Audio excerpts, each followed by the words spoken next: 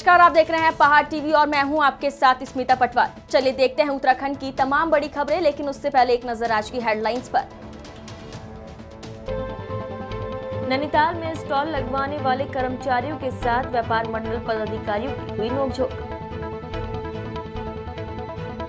विधानसभा सत्र के लिए प्रेमचंद अग्रवाल को दी गई बड़ी जिम्मेदारी, विधायी और संसदीय कार्यों की दी गई जिम्मेदारी। मुख्य वन संरक्षक कुमाऊं तेजस्विनी पाटिल ने मॉडल क्रूज स्टेशन का किया उद्घाटन। हरीश रावत ने धामी सरकार के शपथ ग्रहण समारोह में शामिल न होने की बताई वजह, आलोचना से आहत। पर्यटन गांव रेथल पहुंचे सीएस सुखबीर सिंह संधू, 500 साल पुराने पंचपुरा भवन का किया निरीक्षण। रामनगर में गन्ने के खेत में मिले तेंदुए के शावक, दहशत में ग्रामीण। उत्तराखंड में कल इतिहास रचा गया है। कोटद्वार से बीजेपी विधायक ऋतुभूषण खंडूरी उत्तराखंड की पहली महिला विधानसभा अध्यक्ष चुनी गई है। उत्तराखंड के प्रोटेम स्पीकर बंशीधर भगत ने ऋतुभूषण खंडूरी को पद और गोपनीयता की शपथ दिलाई।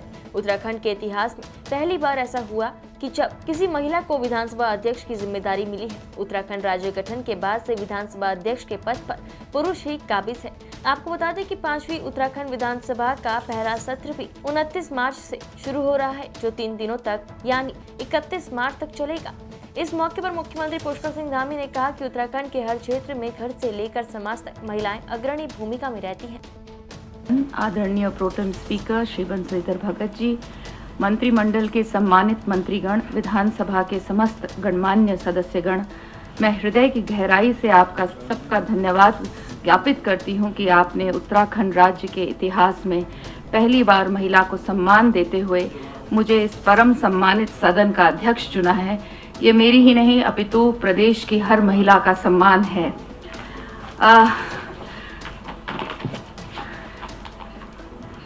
आप सबने मुझे निर्विरोध चुना है, इसके लिए मैं आप सबको धन्यवाद देती हूँ, आपका आभार व्यक्त करती हूँ। इतिहास रच रहा है आज उत्तराखंड का ये विधानसभा का सदन, और हम सब इतिहास में आज जुड़ जाएंगे।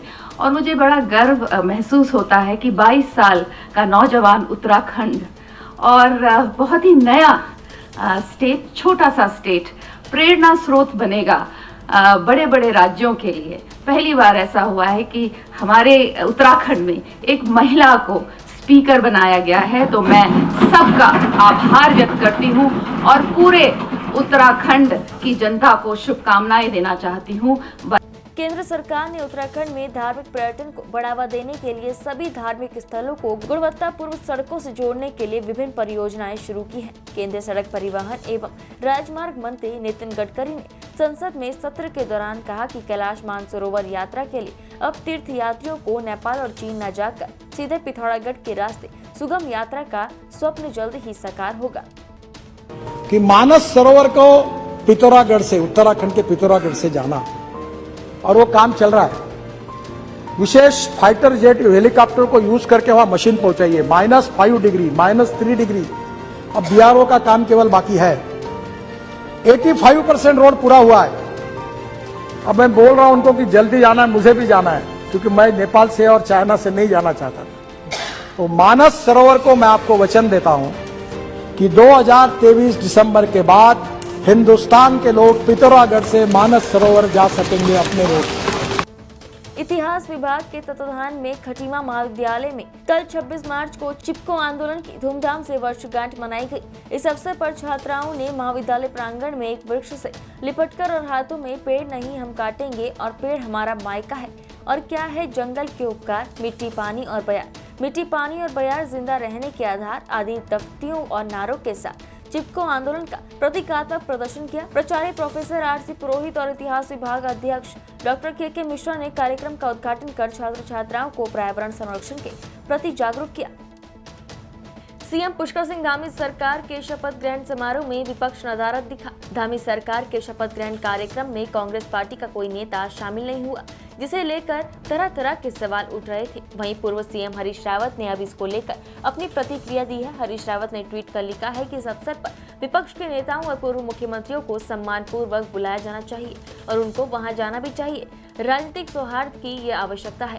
हरीश रावत ने ट्वीट कर आगे लिखा कि मुख्यमंत्री के शपथ ग्रहण समारोह में कांग्रेस की अनुपस्थिति को लेकर टिप्पणियां हुई हैं, जो स्वाभाविक है। हमारा कोई उद्देश्य शपथ ग्रहण से दूरी बनाए रखने का नहीं था। मैंने फेसबुक पर बधाई भी दी और पूरे शपथ ग्रहण समारोह को अपने मोबाइल फोन में देखा। मुझे जो निमंत्रण पत्र भेजा गया था, उस निमंत्रण पत्र के साथ कार पार्क और कोई स्थान इंडिकेटर अभी सूचित नहीं था। जिस अवसर पर देश के शीर्षस्थ शासक वर्ग उपस्थित हो, वहाँ यदि आप बिना पूर्व निर्धारित स्थान और बिना कार पार्किंग, प्रवेश द्वार इत्यादि की जानकारी बिना पहुँचते हैं तो आप सुरक्षा हैजार्ड भी बन सकते हैं। मैंने बहुत विचार करने के बाद न जाने का फैसला किया। पिछली बार ऐसा अवसर आया था तो मैं गया था और मैंने मंच पर मुख्यमंत्री, मंत्रीगणों और भाजपा के नेतागणों को बधाई दी थी और उनके साथ बैठा था। मेरा मानना है कि मुख्यमंत्री का शपथ ग्रहण समारोह एक राज्य का महत्वपूर्ण अवसर होता है। उस अवसर पर विपक्ष के नेताओं और पूर्व मुख्यमंत्रियों को सम्मान पूर्वक बुलाया जाना चाहिए और उनको वहाँ जाना भी चाहिए। राजनीतिक सौहार्द की आवश्यकता है। उत्तराखंड में लोक निर्माण विभाग और ठेकेदारों की लापरवाही के चलते सड़कों की स्थिति बेहद खराब बनी हुई है। हालात ये हैं कि ये सड़कें करोड़ों रुपए खर्च करने के बाद भी बदहाल है। कहीं महज 12 घंटों में ही डामर उखड़ रहा है। इससे स्थानीय लोग परेशान हैं। वहीं बदहाल सड़कों पर दुर्घटनाओं का खतरा भी बना हुआ है, लेकिन सरकारी तंत्र लापरवाह बना है। किच्छा विधानसभा के पिपलिया मोड़ से ढोरा डैम तक बनकर तैयार हुई सड़कों की गुणवत्ता पर अभी से सवाल उठने लगे हैं। करीब करोड़ों रुपए की लागत से तैयार हुई सड़कें अभी से जगह जगह उखड़ने लगी हैं। इसकी शिकायत भी लोगों ने लोक निर्माण विभाग के अफसरों से की है। डामरीकरण उखड़ने के अलावा लोगों ने डामर बिछाने के तरीके पर भी सवाल उठाए हैं। तो रेट नहीं उठा है, जो रात में बिछा रहा है ना, वही वाला उखड़ गया। उसमें भी गाड़ियाँ थी, उसकी वजह से हुआ है। उसको दोबारा करेगा ठेकेदार, पहले से फिर पूरा रिपेयर कर। विभाग की तरफ से क्या कार्रवाई की जाएगी? ठेकेदार पूरा दोबारा बनाएगा, तब तक पेमेंट नहीं की जाएगी इससे। क्या नाम हुआ सर आपका? किशोर कुमार। तो कल ये रोड बनी भी नहीं थी और जैसे ही वहाँ सुबह आया तो मैंने देखा ये रात में रोड जो है बना दी गई और मानकों के हिसाब से जो इसके अंदर मटेरियल पड़ना चाहिए वो नहीं पड़ा हुआ है। और रोड आप पैर मार के देखिए, आप सारी रोड उखड़ रही है। मैं एक ही बात कहना चाहता हूँ कि ये क्षेत्र में, इस क्षेत्र बहुत गरीब क्षेत्र है और बहुत मुश्किल से रोडें यहाँ बनती हैं और यहाँ पे मानकों के हिसाब से काम होना चाहिए। अगर मानकों के हिसाब से काम नहीं होगा, जिस तरीके से रोड बनी है, अगर पुनः अभी जेई साहब ने हमें आश्वासन दिया है कि पुनः रोड बना करके देंगे, अगर नहीं बना कर देंगे तो हम इसमें आंदोलन करेंगे। रामनगर वन प्रभाग के कालाडूंगी रेंज के अंतर्गत मॉडल क्रूज स्टेशन बनाया गया है। कालाडूंगी में स्थित इस क्रूज स्टेशन में फायर सीजन में हर समय फायर कर्मी मौजूद रहेंगे और कालाडूंगी के जंगल सहित प्रभाग के कहीं भी जंगल में भीषण अग्नि की खबर मिलने पर आग बुझाने पहुंचेंगे। शनिवार को इस मॉडल क्रूज स्टेशन का उद्घाटन मुख्य वन संरक्षक कुमाऊं तेजस्वनी पाटिल ने फीता काटकर किया। उन्होंने बताया कि रामनगर वन प्रभाग का ये पहला क्रूज स्टेशन है जहां आग बुझाने के उपकरण भी रहेंगे और फायर कर्मी भी हर समय मौजूद रहेंगे ताकि जंगल में आग लगने की खबर मिलते ही मौके पर पहुंचा जा सके। हमने ये सोचा है कि हमारे पास एक कलेक्टिव जगह हो जहाँ पे हमारे सारे इक्विपमेंट भी रहे, हमारे स्टाफ के लिए गैदरिंग पॉइंट भी रहे और हम लोग चाह रहे हैं कि एक अगर गैदरिंग पॉइंट इस तरह का अवेलेबल रहेगा तो स्टाफ को अगर रात में ब्रेक भी लेना है, कहीं इमरजेंसी में जाना भी है तो हमारे पास यहाँ पे गाड़ी अवेलेबल करना वो सब बहुत ईजी हो जाएगा। इसलिए हम लोगों ने मॉडल फायर क्रूज स्टेशन का प्लान किया था इस साल, जहाँ पर एक हमारे पुराने जो बिल्डिंग्स बहुत सारे थे उसमें से चुन के लोकेशंस को चुन के हमने बिल्डिंग्स को इम्प्रूव किया था कि एक ऑफिस टाइप का बन जाए, स्टोर टाइप का बन जाए और एक डॉर्मेटरी टाइप की बन जाए, जहाँ पे हम लोग को हमारे स्टाफ को जो रात में भी है कभी भी जाने की आवश्यकता पड़ सकती है वो एक जगह पे हम लोग का अवेलेबल रहे हमेशा। ये फायर के लिए ही नहीं पर हम लोग अलग अलग इमरजेंसीज जैसे भी होती है, ऐसे कभी वाइल्ड लाइफ का अटैक होता है, कुछ भी होता है तो उसमें भी हम लोग यही स्टाफ को यहीं से हम लोग फिर डिप्लॉय कर सकते हैं।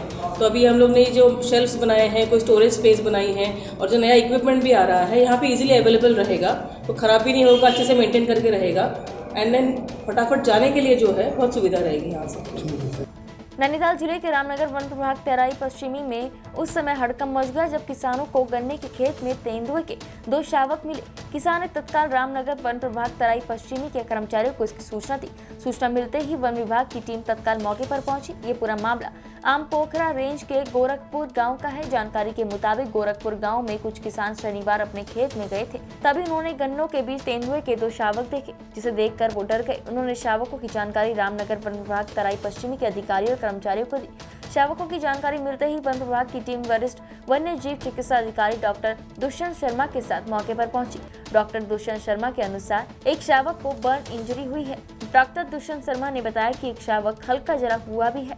जिसका उपचार किया जा रहा है। डॉक्टर दुष्यंत शर्मा ने बताया कि ये 3 शावक थे, जिनमें एक को इनकी मां लेकर चली गई है। इन दोनों शावकों को भी उपचार के बाद उसी स्थान पर छोड़ दिया जाएगा। जब तक उनकी मां उन्हें नहीं ले जाती है तब तक उनकी मॉनिटरिंग की जाएगी। ये कल शाम को हमारे पास सूचना आई कि 2 तेंदुए के बच्चे आम पोखरा रेंज में मिले हैं, तो हमारी टीम और आम पोखरा रेंज की टीम उसे रेस्क्यू करके यहाँ पे लाई है, जिसमें से कि एक बच्चा जो है उसको बर्न इंजरी है, थोड़ा जला है वो, और उसका ट्रीटमेंट जारी है, और दूसरा बच्चे की भी हालत थोड़ी गंभीर है, तो उसका कल रात से ही इलाज जारी है, और साथ में हम लोग उससे फीड वगैरह भी करा रहे हैं। और कल देर रात उसे रीयूनियन कराने की कोशिश करी गई थी, लेकिन माँ 3 बच्चे थे, माँ एक बच्चे को तो ले गई है, लेकिन 2 बच्चों को अभी नहीं ले गई है। तो आज पुनः रात में एक बार फिर से कोशिश करी जाएगी कि रीयूनियन हो जाए और माँ अपने बच्चों को ले जाए, और जो प्राथमिक जो इसका इलाज है वो यहाँ पे जारी है। हाँ, ये आबादी क्षेत्र के पास मिले हैं, वहाँ पे बता रहे हैं कि गन्ने वन्ने थे, तो उसमें मिले हैं वहीं झाड़ी जंकार में, और उसी खेत में कहीं आग लगी हुई थी, तो उसी से इसको बर्न इंजरी हुई होगी। इस बार 3 मई से 4 धाम यात्रा का आगाज होने जा रहा है। उत्तराखंड शासन प्रशासन 4 धाम यात्रा की तैयारियों में जुटा है। इसी कड़ी में मुख्य सचिव सुखबीर सिंह संधू ने पर्यटन विलेज रैथल का भ्रमण किया। इस मौके पर ग्रामीणों ने ढोल डमऊ और बुरास का पुष्प गुच्छ भेंट कर उनका भव्य स्वागत किया। रैथल गांव में मुख्य सचिव ने 500 साल पुराने पंचपूरक भवन का निरीक्षण भी किया। साथ ही मुख्य सचिव ने रैथल के आराध्य समेश्वर और मां जगदम्बा के दर्शन किए। रैथल के पंचायत चौक पर मुख्य सचिव ने ग्रामीणों से दयारा बुग्याल ट्रैक के बारे में जानकारी ली। रैथल गाँव आने से पहले सीएम संधू ने दयारा बुग्याल का हवाई सर्वेक्षण किया। वहीं ग्राम प्रधान सुशीला राणा ने सीएस को गांव की विभिन्न समस्याएं बताई। साथ ही पंचपुरा भवन, समेश्वर देवता और जगदम्बा माता मंदिर चौक का सौंदर्यीकरण समेत विभिन्न मांगों का ज्ञापन भी सौंपा। इस दौरान सीएस ने गांव में रैथल होम स्टे में पहाड़ी व्यंजनों का स्वाद भी लिया। कुछ देखा जो काम चल रहे हैं, और होम स्टे का बहुत ही अच्छा एक्सपीरियंस देखने को मिला। हमने देहरादून में सुना था इसके बारे, और देखकर और भी अच्छा लगा। और इसको, क्योंकि यहाँ टूरिस्ट और भी बढ़ रहा है हर साल, इसको और भी बढ़ावा देने की ज़रूरत है। हमने होम स्टे में सब्सिडी 2 महीने पहले काफ़ी बढ़ा दी है, और अगर ज़रूरत होगी तो और भी बढ़ाएंगे, क्योंकि टूरिस्ट बहुत बड़ी संख्या में हर साल बढ़ता जा रहा है, और अच्छा भी है। प्रदेश की इकॉनमी काफ़ी टूरिस्ट के ऊपर निर्भर है। इसको सरकार की पूरी प्राथमिकता है, इसको और बढ़ाएंगे। सर, बैठक भी की है आपने अधिकारियों के साथ, क्या कुछ रहा है बैठक में? सारे ज़िले के और भी मुद्दे, जैसे कहीं सॉलिड वेस्ट मैनेजमेंट के इशू हैं, और उत्तरकाशी में सीवर का इशू है, और पर्यटन विकास के ज़िले के कई बिंदु डिस्कस किए। तो उसमें डीएम साहब ने कई चीज़ें बताई जिनके निर्णय लेने की हमें ज़रूरत है, और हम देहरादून से निर्णय लेके उनको अवगत कराएंगे। तो सर, 4 धाम यात्रा भी आप समय कम रह गया है, क्या कुछ तैयारी है सर? तैयारी ठीक है, डीएम साहब ने बताया जैसे हर साल करते हैं, और हमने भी अगले सप्ताह मीटिंग रखी है देहरादून प्रदेश स्तर की, और समय सर पूरी तैयारी करेंगे। जिला स्वास्थ्य विभाग पिथौरागढ़ की ओर से सामुदायिक स्वास्थ्य केंद्र मुंसियारी में चल रही नेत्र शिविर कल दूसरे दिन भी जारी रही, जिसमें कल 33 लोगों का सफल ऑपरेशन भी हुआ। जिला चिकित्सालय पिथौरागढ़ के डॉक्टर कैलाश ब्रिजवाल द्वारा शिविर में लोगों का आंख का ऑपरेशन किया गया। साथ ही doctor Gaurav Kumar, doctor Krishna Farswan, ward boy Manoj Martolia, Krishna गर्बग्गी आदि तमाम डॉक्टर और हॉस्पिटल स्टाफ मौजूद थे। 28 मार्च से उत्तराखंड विद्यालयी शिक्षा परिषद की 2022 की बोर्ड परीक्षाएं शुरू होगी। ये परीक्षाएं 19 अप्रैल तक चलेंगी। इस बार इन परीक्षाओं में करीब 2.5 लाख परीक्षार्थी सम्मिलित होंगे। इन परीक्षाओं के लिए बोर्ड ने प्रदेश भर में 1333 परीक्षा केंद्र बनाए हैं। इनमें 191 संवेदनशील और 18 अति संवेदनशील केंद्र चिन्हित किए गए हैं। सोमवार से शुरू होने वाली ये परीक्षाएं इस बार 2 पालियों में आयोजित की जाएगी। 10वीं की परीक्षाएं सुबह 8 बजे से 11 बजे तक, और 12वीं की परीक्षाएं दोपहर 2 बजे से शाम 5 बजे तक होगी। इसके लिए परिषद ने तैयारियां पूरी कर ली है। बोर्ड की परीक्षाएं सोमवार 28 मार्च से शुरू हो रही हैं, जो कि 19 अप्रैल तक चलेंगी। लगभग 2.5 लाख परीक्षार्थी हमारे शामिल हो रहे हैं। 2 पालियों में परीक्षा है, और हमने 1333 परीक्षा केंद्र बनाए हैं, जिसमें 191 परीक्षा केंद्र हमारे संवेदनशील परीक्षा केंद्र हैं, और 18 केंद्र अति संवेदनशील हैं। लगभग 2.5 लाख परीक्षार्थी परीक्षा देंगे। परीक्षा संबंधी सभी आवश्यक तैयारियां हमारी पूर्ण कर ली गई हैं, और साथ ही साथ परीक्षा में इस बात का ध्यान रखा जाएगा कि केंद्र और राज्य के अब तक के हिसाब से जो भी हमारे कोविड-19 संबंधी निर्देश हैं उनका पालन किया जाएगा। उस हिसाब से सिटिंग प्लान भी किया गया। साथ ही किसी सुरक्षा के पुख्ता इंतजाम किए गए। मोबाइल इत्यादि तथा इलेक्ट्रॉनिक उपकरण पूरी तरह प्रतिबंधित, किसी को भी कक्षा के अंदर ले जाने की अनुमति नहीं है। साथ ही परीक्षा संबंधी कार्यों में लगे हुए कार्मिक भी पूरी तरह से उनके लिए मोबाइल प्रतिबंधित। जनपद टिहरी गढ़वाल के घुत्तू बिलंग में स्थित भारतीय स्टेट बैंक की शाखा में आए दिन आम ग्रामीणों को काफी दिक्कतों से गुजरना पड़ रहा है। बैंक परिसर में लगी एटीएम मशीन ज्यादातर बंद पड़ी रहती है। फिर चाहे नकदी की निकासी में हो रही समस्या हो या पासबुक की एंट्री करवाने के लिए घंटों तक बैंक खाता धारकों को इंतजार करना पड़ता है, जिसके चलते दूर दराज गाँव से आने वाले ग्रामीण परेशान हो रहे हैं। वहीं इस मामले में सामाजिक कार्यकर्ता रतन मणि भट्ट का कहना है कि ये समस्या कई सालों से बनी हुई है। बैंक की कार्यप्रणाली के खिलाफ उन्होंने पहले भी आवाज उठाई है, लेकिन भारतीय स्टेट बैंक के उच्च अधिकारी इस समस्या का निराकरण करने में असफल सिद्ध हुए हैं। आज सुबह मैं वहाँ बैंक में गया था। मैंने मैनेजर साहब को बोला, मैनेजर साहब आप मैनेजर हैं यहाँ पे तमाम प्रकार की असुविधाएं हैं, आप इनको समाधान क्यों नहीं कर रहे हैं? तो उनको मेरे को एक ही सवाल था उनका कि अगर आप ज़्यादा बोलेंगे तो आपके ऊपर FIR दर्ज हो जाएगी। और उन्होंने अपने उच्च अधिकारी को फ़ोन किया है कि इस व्यक्ति के द्वारा जो यहाँ बैंक में जो है हमारे साथ जो असुविधाओं के लिए जो है आवाज़ उठाई जा रही है, तो इसके ऊपर कानूनी कार्रवाई की जाए। तो ये तीन प्रकार की यहाँ पे जो बातें करो और इनका इसका एक रवैया है। इसका बोलने का मतलब ये है कि अगर तुम हल्ला करो तो मेरा फ़ायदा होगा, मेरा यहाँ से ट्रांसफ़र हो जाएगा, मैं बढ़िया जगह चला जाऊँगा। मैं चाहता हूँ कि यहाँ हल्ला हो और मेरा जो है ब्रांच है जो है मेरा दूसरी जगह ट्रांसफ़र हो जाए शहरी क्षेत्र में। बहुत कमी रहती है और लोग परेशानियों से जूझते हैं। यहाँ पे दूरस्थ क्षेत्रों से आना होता है लोगों का, तो बैंक में सारी सुविधाएं त्वरित होनी चाहिए, जो कि जिस कारण ये पहाड़ी क्षेत्र में स्थापित हुआ है बैंक। लेकिन उन समस्याओं का समाधान नहीं हो पाता है। हमारे यहाँ पे महिलाएं आती हैं, बुजुर्ग आते हैं जो कि घंटों लाइनों पे खड़े रहते हैं। आखिर में उनका नंबर आता है दिन में या शाम तक 3 बजे तक, तो उस टाइम तक उनका क्या होता है कि आज प्रिंटिंग मशीन ख़राब है, जबकि वो दिन भर लाइन पे लगा खड़ा है धूप में या बारिश में ठंड में। तो इन चीज़ों का पहले से मैनेजमेंट को तैयारियां करनी चाहिए। कैश नहीं है तो ये तो सॉफ्टवेयर बता ही देगा। हमारा इतना एडवांस हो चुका है आजकल कि हर बैंक मैनेजर को पता है कि मेरे पे कितना कैश अवेलेबल है, कितना नहीं है, कितना ख़त्म हो चुका है। ये सारी चीज़ें तो मैनेजमेंट को कम से कम करनी ही चाहिए। इसके लिए वो अपना पल्ला झाड़े, ये अच्छी बात नहीं है। आई थिंक हमारा भी सोचना है यार कि आज के टाइम पर सारी चीज़ें। हरिद्वार चंडी देवी पैदल मार्ग पर एक बाइक देखते ही देखते आग के गोले में तब्दील हो गई, जिससे पैदल मार्ग पर आवाजाही करने वाले श्रद्धालुओं में हड़कंप मच गया। वहीं आसपास पानी की कोई व्यवस्था न होने के कारण कुछ ही देर में बाइक जलकर पूरी तरह से खाक हो गई। गनीमत यह रही कि बाइक सवार या राहगीर इस आग की चपेट में नहीं आए। चंडी देवी मंदिर परिसर में अंकित नामक युवक की प्रसाद की दुकान है। रोज की तरह वो अपने एक साथी के साथ बाइक पर पैदल मार्ग से अपनी दुकान की ओर जा रहा था और मंदिर के गेट से कुछ ही दूरी पर पहुंचा था कि उसकी बाइक में आग लग गई। ऐसे में अंकित और उसका साथी बाइक से कूदकर अपनी जान बचाई। लोगों को अंदेशा था कि कहीं बाइक में विस्फोट न हो जाए। सरोवर नगर नैनीताल DSA मैदान में हथकरघा प्रदर्शनी का आयोजन किया जा रहा है, जिसके विरोध में व्यापार मंडल के पदाधिकारियों ने DSA मैदान पहुंचकर नगर पालिका के खिलाफ धरना प्रदर्शन किया। वहीं स्थानीय व्यापारियों प्रदर्शनी में स्टॉल लगाने वाले व्यापारियों के बीच तीखी झड़प भी हो गई।